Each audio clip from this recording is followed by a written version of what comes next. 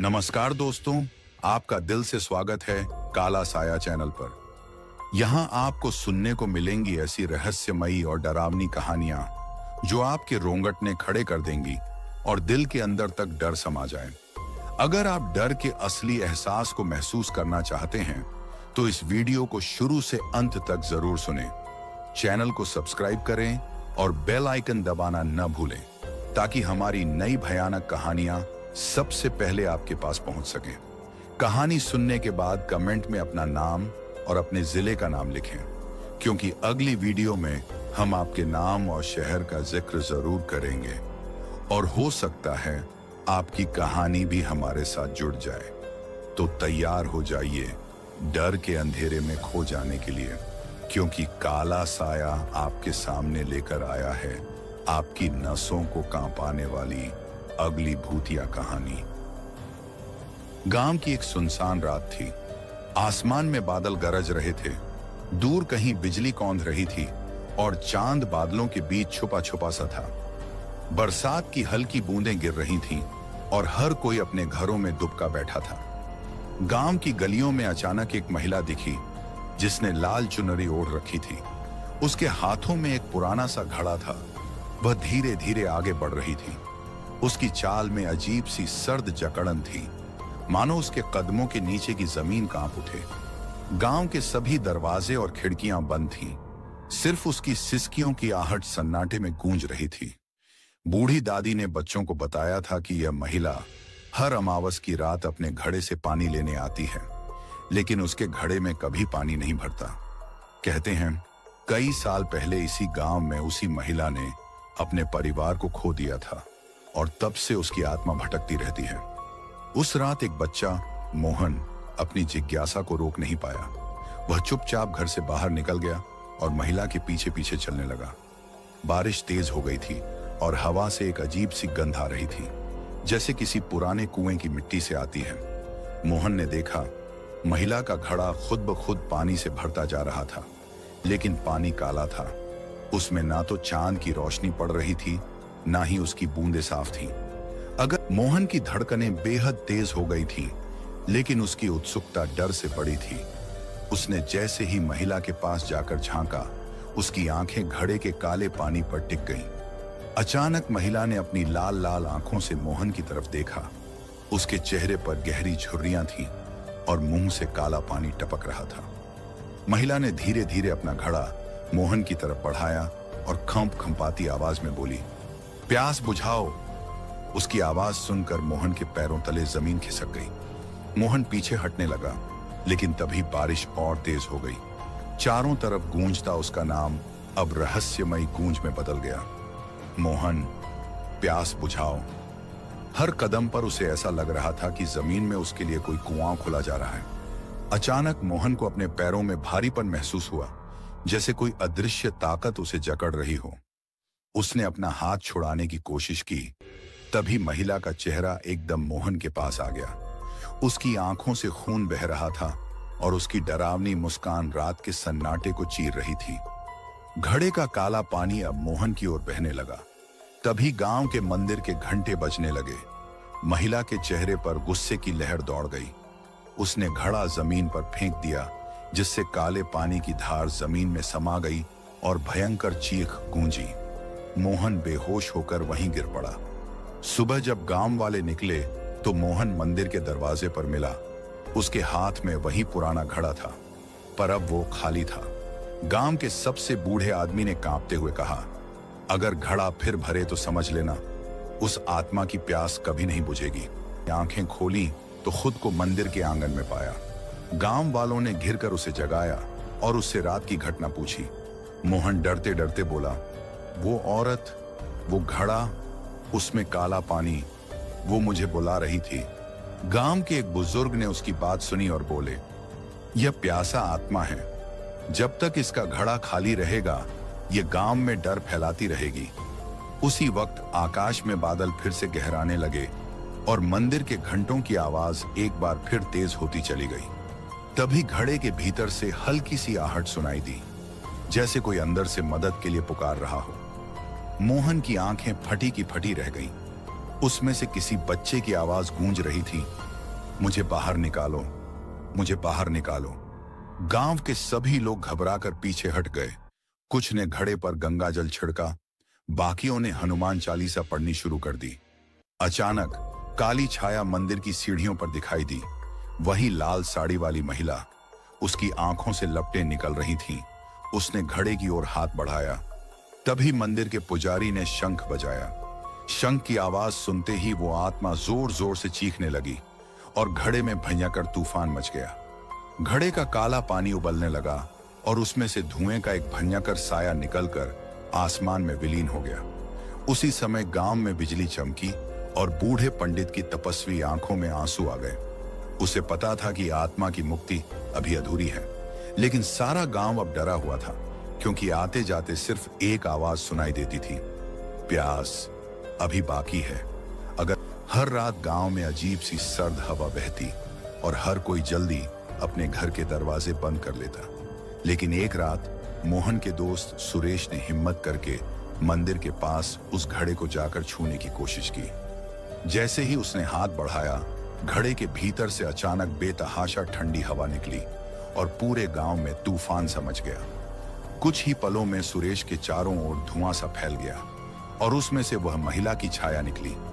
गांव के दरवाजे खड़खड़ाने लगे, पेड़ों की शाखाएं अजीब सी आकृतियों में बदल गईं। महिला ने सुरेश की तरफ उंगली उठाई और बड़बड़ाने लगी, हर पीढ़ी से कोई एक मेरी प्यास बुझाएगा, वरना ये अंधेरा सब कुछ निगल जाएगा। सुरेश बेहोश होकर वहीं गिर पड़ा। लोग बड़ी मुश्किल से उसे बचाकर घर लाए। उसके शरीर पर ठंड के निशान थे और उसकी आंखों में असहनीय डर समाया हुआ था। तब से गांव के लोग हर श्रृंगार या त्योहार के समय उस घड़े को मंदिर में रखते ताकि आत्मा शांत रहे। लेकिन हर अमावस की रात वह घड़ा अपने आप मंदिर की सीढ़ियों पर आ जाता और काले पानी से भरा मिलता। अब गांव में बच्चों की कहानियों में हर नई सदी में उसी आत्मा की वापसी का जिक्र होता है। उस घड़े की आदत है किसी न किसी नए मोहन या सुरेश को अपना शिकार बनाना। फिर एक साल बाद गांव में मेला लगा। सब लोग खुश थे, लेकिन उस रात बिजली अचानक चली गई और पूरे गांव में अंधेरा छा गया। मंदिर की ओर से ठंडी हवा आने लगी और उसी घड़े के पास एक लड़की ने अजीब सी सफेद रोशनी देखी। धीरे धीरे मंदिर के द्वार पर लाल चुनरी फिर से लहरा उठी और मटकी अपने आप हिलने लगी। लड़की डर के बावजूद पास गई। जैसे ही उसने मटकी छुई, उसके कानों में किसी की फुसफुसाहट सुनाई दी, मेरी पुकार फिर जाग गई है, अगले अमावस को मेरी कहानी दोहरानी है। लड़की भागकर पूरे गांव वालों को बुलाने चली गई। साधु, बुजुर्ग और बच्चे सब इकट्ठा हुए। साधु ने दूब और जल से फिर पूजा शुरू की। मटकी से एक और नई कहानी फूटी, जिसमें गांव के एक पुराने झगड़े का राज खुला। दो परिवारों का मनमुटाव, एक गलत फहमी और उसी के कारण एक मासूम आत्मा की प्यास कभी बुझ न पाई। गांव वाले उस सच्चाई को स्वीकार करते ही फिर मटकी गुलाबी चमक में बदल गई और मंदिर में नए दीपक जल उठे। अब गांव में हर नई पीढ़ी को यह सिखाया जाता है, कोई भी पुराना दर्द जब तक दिल से माफ नहीं किया जाए, उसकी परछाई गांव की फिजा में सदा गूंजती रहती है और उस मटकी से नई कहानी कभी भी फूट सकती है। बस किसी न किसी की सच्ची पुकार का इंतजार रहता है। यह रहस्य और डरावनी कहानी गांव में पीढ़ी दर पीढ़ी गूंजती रहती है। अगली प्यास, अगली पुकार कब सुनाई रात की नीरवता को चीरती एक अजीब सी गूंज हर ओर फैलने लगी। उसी गांव के किनारे एक बूढ़ा बरगद था, जिसकी जड़ों में कई बार बच्चों को पायल की हल्की खनक सुनाई देती थी। कहते हैं जब भी घड़ा फिर से हिलता, पायल की यह खनक पूरे गांव को चौकन्ना कर देती थी। वहीं पास के एक घर में एक बुजुर्ग महिला ने छोटी बच्ची को बताया, समझदार वही है जो पुरानी गलतियों का डर नहीं, उसकी सीख याद रखता है। हर कहानी की आत्मा शांति पाना चाहती है, बस दिल से उसे स्वीकार करना जरूरी होता है। अगली अमावस की रात फिर वही घड़ा मंदिर में हलचल करने लगा, लेकिन इस बार गांव की सारी महिलाएं इकट्ठा होकर मंदिर में आईं। सबने मिलकर एक पुराना राग गाया और एक स्वर में कहा, शांति फैलाओ, अतीत को माफ करो। अचानक घड़ा मंदिर के बीचों बीच चमक उठा और उसकी आवाज धीमी होती चली गई। उस रात के बाद गांव की हवाओं में डर की जगह एक सौम्य संगीत गूंजने लगा। लेकिन आज भी बरगद की जड़ों के पास हर अमावस को पायल की खनक आती रहती है। गांव की नई पीढ़ी अब कई रहस्य मानकर बड़ी हो रही थी। लेकिन एक दिन शहर से आए कुछ युवक कैमरे और उपकरण लेकर गांव पहुंचे। उन्होंने सुना था कि मंदिर के घड़े और बरगद की जड़ों के पास अजीब घटनाएं होती हैं। उन युवकों ने अमावस की रात वीडियो रिकॉर्डिंग शुरू की और मंदिर के चारों ओर आवाजें और छायाएं कैद करनी चाहिए। रात के अंधेरे में जैसे ही घड़ा हल्का सा हिला, कैमरे की रिकॉर्डिंग में अचानक एक सफेद आकृति उभर आई। हवा में वही पुरानी चुड़ैल की झलक थी, लाल साड़ी, काली आंखें और चूड़ियों की भयावह झंकार। अचानक घड़े की तरफ से सब कैमरे बंद होने लगे। एक ठंडी चीख सुनाई दी, जो खेल तमाशा बनाएगा उसकी प्यास कभी नहीं बुझेगी। सुबह होते होते वह युवक डर के मारे गांव छोड़कर भाग गए। लेकिन उनकी रिकॉर्डिंग में उस आत्मा की झलक अब भी दर्ज थी और घड़े के रहस्य का डर अब कैमरे के जरिए दूर दूर तक फैल गया। इसके बाद गांव में फिर वही सन्नाटा छा गया, पर हर अमावस को घड़े और बरगद के पास सुनाई देती है पायल की खनक, किसी भूली आत्मा की पुकार और गलियों में मंडराती चेतावनी। प्यास और रहस्य दोनों अनंत हैं।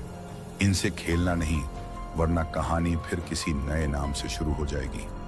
अगली पूर्णिमा पर गांव का माहौल फिर अलग था। मंदिर के आसपास रंग बिरंगी रोशनी थी, लेकिन हवा अजीब सी थमी हुई थी। तभी गांव के बाहरी हिस्से में एक बच्चा खो गया। गांव के लोग उसकी खोज में निकल पड़े और उन्होंने देखा कि बरगद के पेड़ की छांव और मंदिर के बीच में वह बच्चा चुपचाप बैठा है। बच्चे ने बताया, मुझे एक आवाज आई थी, कह रही थी, पुरानी कहानी को सच बताओ वरना मेरी प्यास फिर उठेगी। गांव के बड़े बूढ़े जमा हुए और सबने अपने दिल की बातें उस घड़े के पास जाकर कबूली। किसी ने किसी रिश्ते की गलती मानी, किसी ने बचपन का डर स्वीकार किया। रात के अंतिम पहर में मंदिर में एकांत सा छा गया। हवाओं में फिर वही चूड़ियों की खनक और लाल चुनरी की छाया दिखी। इस बार घड़े के भीतर से मीठी सी गूंज उठी, जैसे किसी को आखिरकार सुकून मिल गया हो। सुबह मंदिर का आंगन हल्के गुलाबी रंग से भर गया था। गांव के लोग बोले, हमने प्यास की कहानी को माफी और सच्चाई से जीत लिया। अब रहस्य केवल यादों में रहेगा, डर गांव में नहीं। यह कहानी फिर भी रुकती नहीं है, क्योंकि हर नई पीढ़ी जब अपने अतीत के डर और गलतियों को स्वीकार करेगी, वही गांव को सच्चा सुकून और सुरक्षा देगा। और पायल समय बीतता गया और गांव की पुरानी हवेली खाली हो गई, लेकिन डर और रहस्य की कहानी संस्कारों में जिंदा रही। लेकिन एक बरसात भरी रात गांव के बाहर सुनसान सड़क पर एक नए परिवार ने अपना बसेरा बनाया। उनकी छोटी बेटी आरती बहुत जिज्ञासु थी। एक रात बारिश के बीच उसकी नजर मंदिर की ओर गई, जहां मटकी हल्के हल्के हिल रही थी और चूड़ियों की खनक हवा में गूंज रही थी। आरती ने अपनी दादी से उस मटकी की कहानी पूछी। दादी ने कहा, हर पुकार ढूंढती है माफी। अगर किसी का डर या गलती दिल से स्वीकार कर लो तो आत्मा को भी चैन मिलता है। आरती को यह बात दिल को छू गई। उसने अगली सुबह मंदिर में एक छोटी फूलों की माला चढ़ाई और मन ही मन माफी मांगी। अचानक मंदिर की घंटी खुद ब खुद बज उठी और पूरा आंगन गुलाबी चमक से समा गया। गांव के बुजुर्ग बोले, अब हमारी और बच्चों की पुकार उस कहानी को नए माफी और उम्मीद में बदल रही है। उस दिन से गांव में एक नई मान्यता बन गई। हर कोई मंदिर में फूल चढ़ाकर अपने दिल का डर और गलती को भूलता, ताकि कभी को। फिर एक साल बाद गांव में मेला लगा। सब लोग खुश थे, लेकिन उस रात बिजली अचानक चली गई और पूरे गांव में अंधेरा छा गया। मंदिर की ओर से ठंडी हवा आने लगी और उसी घड़े के पास एक लड़की ने अजीब सी सफेद रोशनी देखी। धीरे धीरे मंदिर के द्वार पर लाल चुनरी फिर से लहरा उठी और मटकी अपने आप हिलने लगी। लड़की डर के बावजूद पास गई। जैसे ही उसने मटकी छुई, उसके कानों में किसी की फुसफुसाहट सुनाई दी। मेरी पुकार फिर जाग गई है। अगले अमावस को मेरी कहानी दोहरानी है। लड़की भागकर पूरे गांव वालों को बुलाने चली गई। साधु, बुजुर्ग और बच्चे सब इकट्ठा हुए। साधु ने दूब और जल से फिर पूजा शुरू की। मटकी से एक और नई कहानी फूटी, जिसमें गांव के एक पुराने झगड़े का राज खुला। दो परिवारों का मनमुटाव, एक गलत फहमी और उसी के कारण एक मासूम आत्मा की प्यास कभी बुझ न पाई। गांव वाले उस सच्चाई को स्वीकार करते ही फिर मटकी गुलाबी चमक में बदल गई और मंदिर में नए दीपक जल उठे। अब गांव में हर नई पीढ़ी को यह सिखाया जाता है, कोई भी पुराना दर्द जब तक दिल से माफ नहीं किया जाए, उसकी परछाई गांव की फिजा में सदा गूंजती रहती है और उस मटकी से नई कहानी कभी भी फूट सकती है। बस किसी न किसी की सच्ची पुकार का इंतजार रहता है। यह रहस्य और डरावनी कहानी गांव में पीढ़ी दर पीढ़ी गूंजती रहती है। अगली प्यास, अगली पुकार, कब सुनाई रात की नीरवता को चीरती एक अजीब सी गूंज हर ओर फैलने लगी। उसी गांव के किनारे एक बूढ़ा बरगद था जिसकी जड़ों में कई बार बच्चों को पायल की हल्की खनक सुनाई देती थी। कहते हैं जब भी घड़ा फिर से हिलता, पायल की यह खनक पूरे गांव को चौकन्ना कर देती थी। वहीं पास के एक घर में एक बुजुर्ग महिला ने छोटी बच्ची को बताया, समझदार वही है जो पुरानी गलतियों का डर नहीं, उसकी सीख याद रखता है। हर कहानी की आत्मा शांति पाना चाहती है, बस दिल से उसे स्वीकार करना जरूरी होता है। अगली अमावस की रात फिर वही घड़ा मंदिर में हलचल करने लगा, लेकिन इस बार गांव की सारी महिलाएं इकट्ठा होकर मंदिर में आईं। सबने मिलकर एक पुराना राग गाया और एक स्वर में कहा, शांति फैलाओ, अतीत को माफ करो। अचानक घड़ा मंदिर के बीचों बीच चमक उठा और उसकी आवाज धीमी होती चली गई। उस रात के बाद गांव की हवाओं में डर की जगह एक सौम्य संगीत गूंजने लगा। लेकिन आज भी बरगद की जड़ों के पास हर अमावस को पायल की खनक आती रहती है। गांव की नई पीढ़ी अब कई रहस्य मानकर बड़ी हो रही थी। लेकिन एक दिन शहर से आए कुछ युवक कैमरे और उपकरण लेकर गांव पहुंचे। उन्होंने सुना था कि मंदिर के घड़े और बरगद की जड़ों के पास अजीब घटनाएं होती हैं।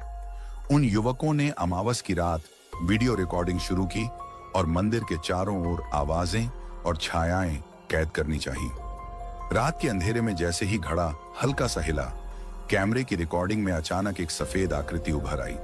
हवा में वही पुरानी चुड़ैल की झलक थी, लाल साड़ी, काली आंखें और चूड़ियों की भयावह झंकार। अचानक घड़े की तरफ से सब कैमरे बंद होने लगे।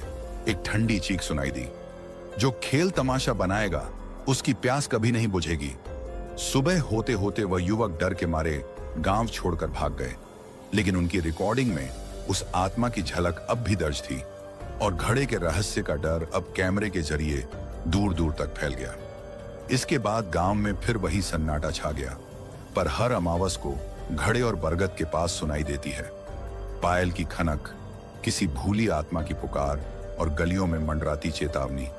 प्यास और रहस्य दोनों अनंत हैं, इनसे खेलना नहीं, वरना कहानी फिर किसी नए नाम से शुरू हो जाएगी। अगली पूर्णिमा पर गांव का माहौल फिर अलग था।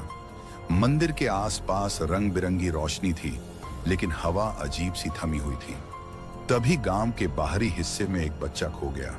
गांव के लोग उसकी खोज में निकल पड़े और उन्होंने देखा कि बरगद के पेड़ की छांव और मंदिर के बीच में वह बच्चा चुपचाप बैठा है। बच्चे ने बताया, मुझे एक आवाज आई थी, कह रही थी, पुरानी कहानी को सच बताओ, वरना मेरी प्यास फिर उठेगी। गांव के बड़े बूढ़े जमा हुए और सबने अपने दिल की बातें उस घड़े के पास जाकर कबूली। किसी ने किसी रिश्ते की गलती मानी, किसी ने बचपन का डर स्वीकार किया। रात के अंतिम पहर में मंदिर में एकांत सा छा गया। हवाओं में फिर वही चूड़ियों की खनक और लाल चुनरी की छाया दिखी। इस बार घड़े के भीतर से मीठी सी गूंज उठी, जैसे किसी को आखिरकार सुकून मिल गया हो। सुबह मंदिर का आंगन हल्के गुलाबी रंग से भर गया था। गांव के लोग बोले, हमने प्यास की कहानी को माफी और सच्चाई से जीत लिया। अब रहस्य केवल यादों में रहेगा, डर गांव में नहीं। यह कहानी फिर भी रुकती नहीं है, क्योंकि हर नई पीढ़ी जब अपने अतीत के डर और गलतियों को स्वीकार करेगी, वही गांव को सच्चा सुकून और सुरक्षा देगा। और पायल समय बीतता गया और गांव की पुरानी हवेली खाली हो गई, लेकिन डर और रहस्य की कहानी संस्कारों में जिंदा रही। लेकिन एक बरसात भरी रात गांव के बाहर सुनसान सड़क पर एक नए परिवार ने अपना बसेरा बनाया। उनकी छोटी बेटी आरती बहुत जिज्ञासु थी। एक रात बारिश के बीच उसकी नजर मंदिर की ओर गई, जहां मटकी हल्के हल्के हिल रही थी और चूड़ियों की खनक हवा में गूंज रही थी। आरती ने अपनी दादी से उस मटकी की कहानी पूछी। दादी ने कहा, हर पुकार ढूंढती है माफी। अगर किसी का डर या गलती दिल से स्वीकार कर लो तो आत्मा को भी चैन मिलता है। आरती को यह बात दिल को छू गई। उसने अगली सुबह मंदिर में एक छोटी फूलों की माला चढ़ाई और मन ही मन माफी मांगी। अचानक मंदिर की घंटी खुद ब खुद बज उठी और पूरा आंगन गुलाबी चमक से समा गया। गांव के बुजुर्ग बोले, अब हमारी और बच्चों की पुकार उस कहानी को नए माफी और उम्मीद में बदल रही है।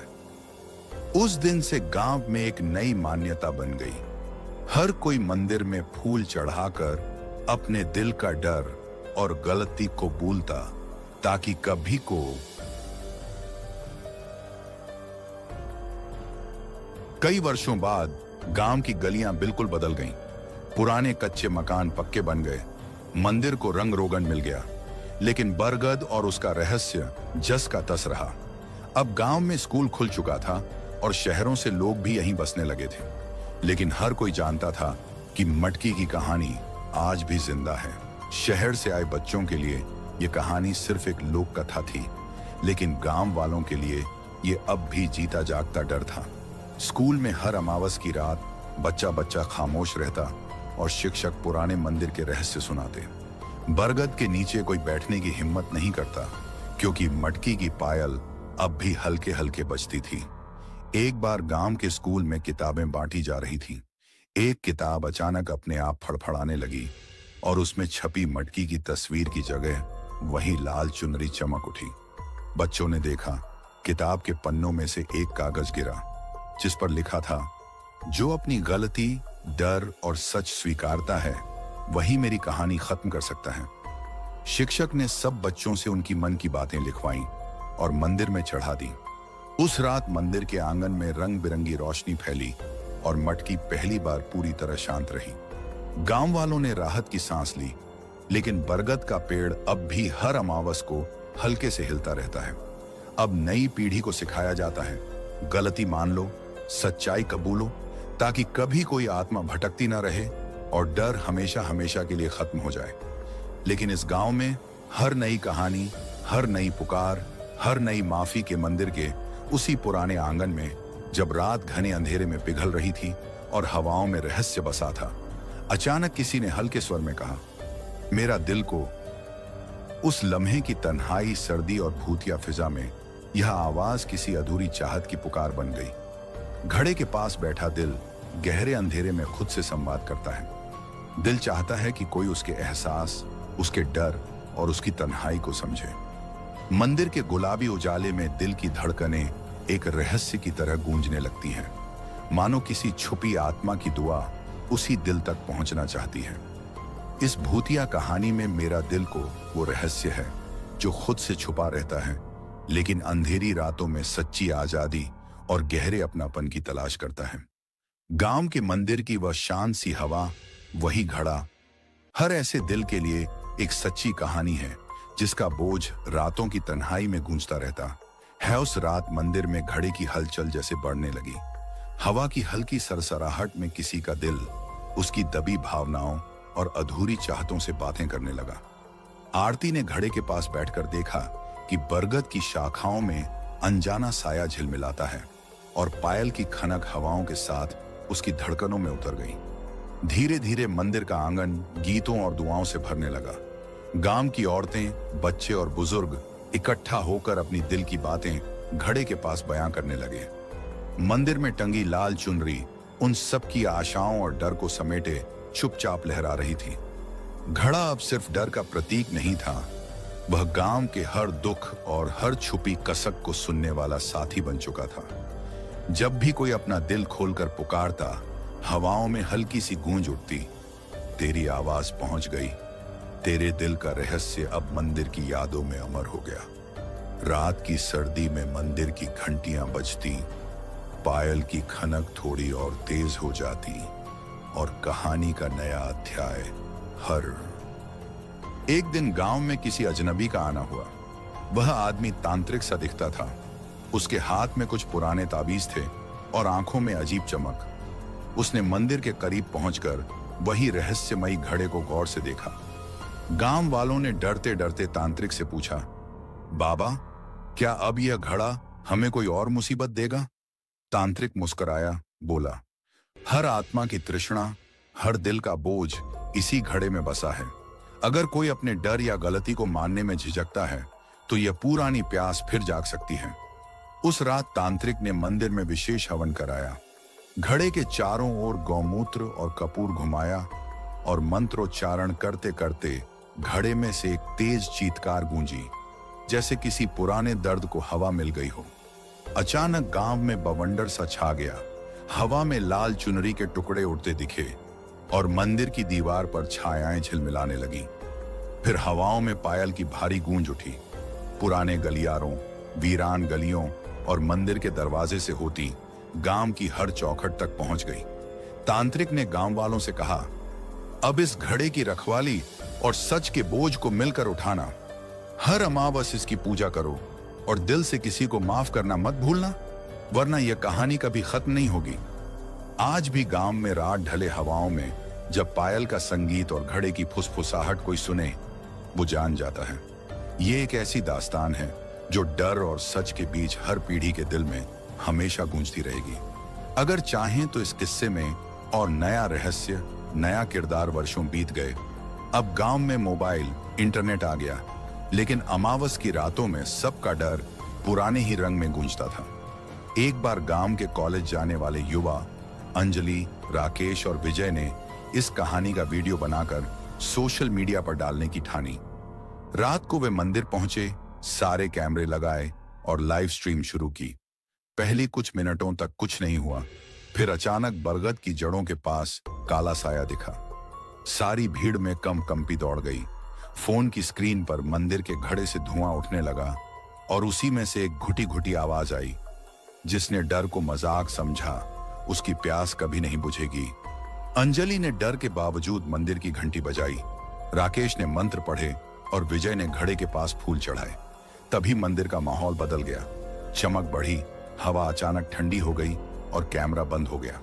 अगले दिन उस लाइव वीडियो की वजह से हजारों लोग गांव की कहानी जान गए, लेकिन सच्चाई वही थी। रहस्य, डर और माफी का यह खजाना अब और दूर तक गूंजने लगा।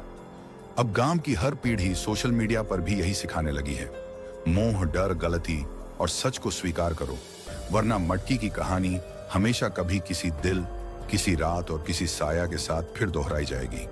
अगर चाहें तो अगला भाग और रहस्य, नया किरदार या गांव में किसी बदलाव के साथ आगे लिखा जा सकता है। बस बताइए, गांव में सब कुछ बदल गया, लेकिन मंदिर का रहस्य और घड़े की कहानी अब ऑनलाइन भी फैलने लगी थी। एक युवा लड़की अंजलि सोशल मीडिया पर गांव के डरावने इतिहास के बारे में बताने लगी। एक रात उसने लाइव वीडियो में मंदिर का घड़ा दिखाया और उसी समय उसकी स्क्रीन पर पर्दे के पीछे से लाल चुनरी लहराते हुए एक छाया उजागर हुई। हजारों दर्शकों ने लाइव गूंजती आवाज सुनी, माफी और सच्चाई ही शांति की कुंजी है, वरना हर नई पुकार एक नई डरावनी कहानी को जन्म देगी। अब गांव के लोग मंदिर में फूल, माफी और आशा चढ़ाते हैं ताकि आत्माएं चैन में रहें, लेकिन कहानी हर नए डर, गलती और पुराने रहस्य के साथ बार बार जन्म ले सकती है, क्योंकि सच्चाई, माफी और अपनापन ही हर भूतिया धीरे धीरे गांव की कहानी देश भर में फैल गई। कई शहरों के लोग रात को लाइव स्ट्रीम देख देखकर मंदिर के रहस्य को जानने लगे। एक बार एक प्रसिद्ध शोधकर्ता गांव में आया और बोला, यह केवल डर या आत्मा की दास्तान नहीं, बल्कि इंसान के दिल की सच्चाई की परीक्षा है। जब लोग सच, गलती और माफी स्वीकार करते हैं, तब पुरानी तृष्णा हमेशा के लिए शांति पाती है। शोधकर्ता ने गांव वालों से कहा, अगर कभी फिर से घड़ा जागे, उसकी फुसफुसाहट सुनो, वह तुम्हारे अतीत और दिल की पुकार है। जितनी बार डर, लालच या नफरत जगाओगे, उतनी बार एक नई कहानी जन्म लेगी और घड़ा फिर साया बनकर बोल उठेगा। एक रात गांव की सबसे बूढ़ी दादी ने सब बच्चों को घेरा और कहा, सुनो बेटा, डर से बचना है तो अपने दिल की गलती को कभी मत छुपाना। भगवान के मंदिर में सच बोलो, फूल चढ़ाओ और दूसरों को दिल से माफ करो। अब गांव में हर परिवार खाना खाने से पहले मंदिर में दीपक जलाता है और अपनी पुकार या गलती घड़े के पास कबूलता है। डरावनी अफवाहें कम हो गई हैं, लेकिन बरगद की जड़ें, मटकी की पायल, ये रहस्य रात के अंधेरे में अभी भी नए दिलों की पुकार का इंतजार करती हैं। गांव की नई पीढ़ी अब कई रहस्य मानकर बड़ी हो रही थी, लेकिन एक दिन शहर से आए कुछ युवक कैमरे और उपकरण लेकर गांव पहुंचे। उन्होंने सुना था कि मंदिर के घड़े और बरगद की जड़ों के पास अजीब घटनाएं होती हैं। उन युवकों ने अमावस की रात वीडियो रिकॉर्डिंग शुरू की और मंदिर के चारों ओर आवाजें और छायाएं कैद करनी चाहिए। रात के अंधेरे में जैसे ही घड़ा हल्का सा हिला, कैमरे की रिकॉर्डिंग में अचानक एक सफेद आकृति उभर आई। हवा में वही पुरानी चुड़ैल की झलक थी, लाल साड़ी, काली आंखें और चूड़ियों की भयावह झंकार। अचानक घड़े की तरफ से सब कैमरे बंद होने लगे। एक ठंडी चीख सुनाई दी, जो खेल तमाशा बनाएगा उसकी प्यास कभी नहीं बुझेगी। सुबह होते होते वह युवक डर के मारे गांव छोड़कर भाग गए, लेकिन उनकी रिकॉर्डिंग में उस आत्मा की झलक अब भी दर्ज थी और घड़े के रहस्य का डर अब कैमरे के जरिए दूर दूर तक फैल गया। इसके बाद गांव में फिर वही सन्नाटा। छी। आखिरकार गांव ने मिलकर अपने डर, गलती और पिछले रहस्यों को दिल से स्वीकार किया। हर अमावस की रात मंदिर में दीपक जलता, लोग फूल और अपनी सच्ची माफी अर्पित करते। घड़े की पायल की खनक अब डर की जगह उम्मीद और शांति का संदेश बन गई थी। मंदिर के पुराने बरगद के नीचे हर कोई एक बार जरूर बैठता, अपने मन की बात कहकर हल्के दिल के साथ लौटता। गांव में अब डर का सन्नाटा नहीं, बल्कि अपनापन और मिलजुल कर रहना ही संस्कृति बन गई। उस रहस्यमयी घड़े की कहानी पीढ़ी दर पीढ़ी सिर्फ यादों और किस्सों में रह गई। गांव वाले जानते हैं, सच स्वीकार कर लेना, दिल से माफी मांग लेना और अच्छे कर्म करना ही हर भटकती आत्मा को मुक्ति देता है। समय था जब हर अमावस की रात मंदिर के घड़े से अजीब आवाजें आती थीं, लेकिन अब गांव वालों ने मिलकर अपने दिल की हर गलती, डर और सच्चाई कबूल कर ली है।